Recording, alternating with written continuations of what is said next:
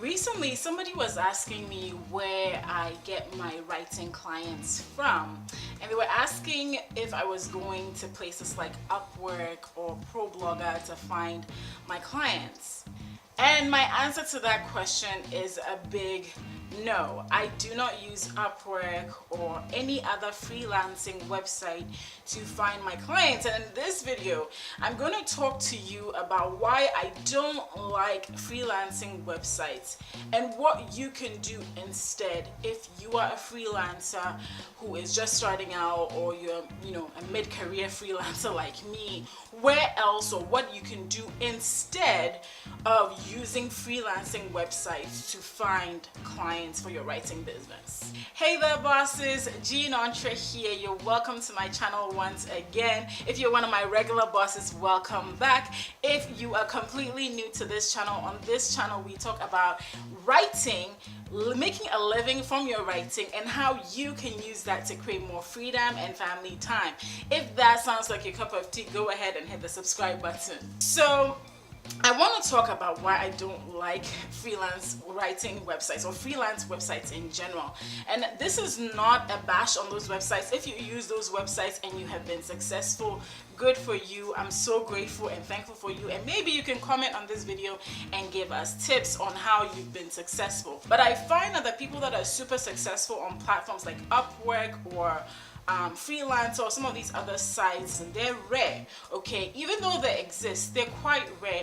And I find that the people that really do well are usually the programmers and people that have to do a lot of technical kind of like things. Those people tend to sometimes get better clients on platforms like Upwork. However, if you're a writer, social media manager, I feel like a lot of the time people are on these platforms to get the cheapest work that they can get out there. They're there to get the cheapest writer, they're there to get the cheapest social media manager, not really looking at who can give them quality work and for long term. And so for that reason, that's the number one reason, is that when you go on freelance writing websites or freelance websites in general, the fees or the amount of money that you can make is usually low, unless you really know how to market yourself very well, sell yourself very well, and you're supposed to be adding tons of value to your clients anyway. But I find that most of the time you won't get a lot of money from people that are on these platforms. Now, if you're just starting out, you want to get your feet wet, you want to learn the ins and outs, you want to even learn if freelancing is for you, then fair enough, go ahead, use some of these freelancing websites. But if you're trying to make a living, if you're trying to pay your bills, you're trying to pay your rent, you're trying to buy food and make a full-time living, I feel like freelance websites are just not the place for you as a freelancer.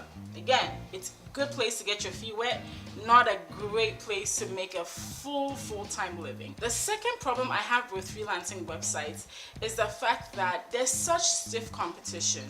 Upwork, Freelancer, Fiverr are used by people all over the world, and this is great, right? This is amazing.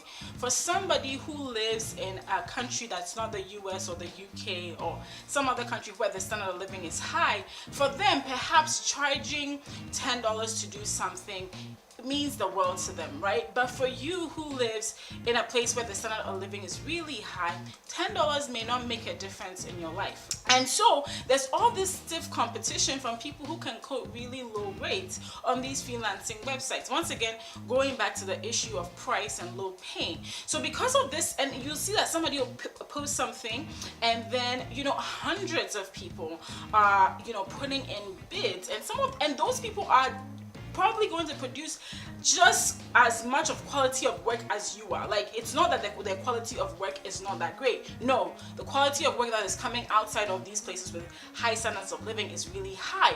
But if you're the person that is putting out the job and you can get the same work done for $10 that somebody in the US or the UK is going to charge $50 for, as the person that's giving the work, you're more likely to choose the person out there who is charging you $10 for the same quality of work. Because of such stiff competition, it can be like a rat race. It can be like a hole where you're there and you're like applying for jobs every day, and it becomes like applying for jobs.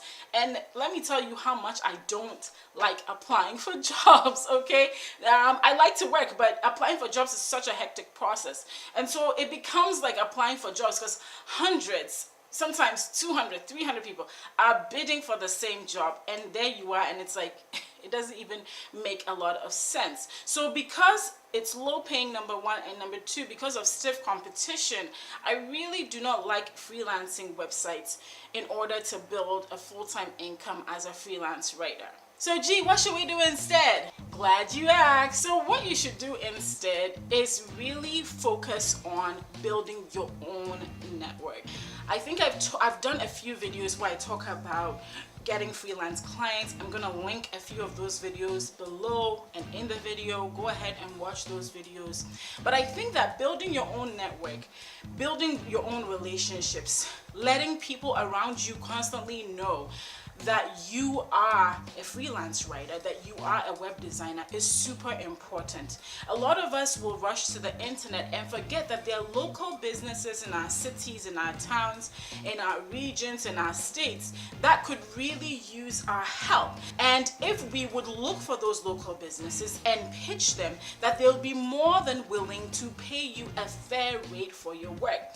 So before you jump on freelancing websites, go ahead and look in your city, go ahead and look in your state, go ahead and look in your region, your country, and see who are businesses that I'm aligned with that I can pitch and potentially get work from. Now this obviously is going to take a little bit more work and a little bit more effort, but it's also the reason why not many people are doing it and jump to freelancing websites. And already you can see that because there's so much work involved in actually finding companies and pitching them, fewer people are going to do that. And so guess what? Less competition.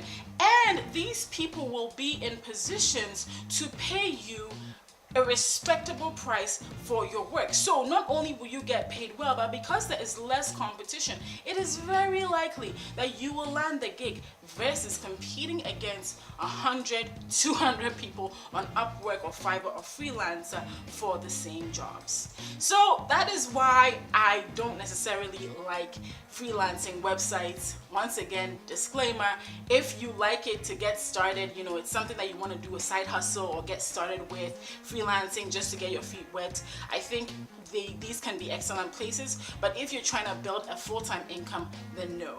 Freelancing websites are a big no-no.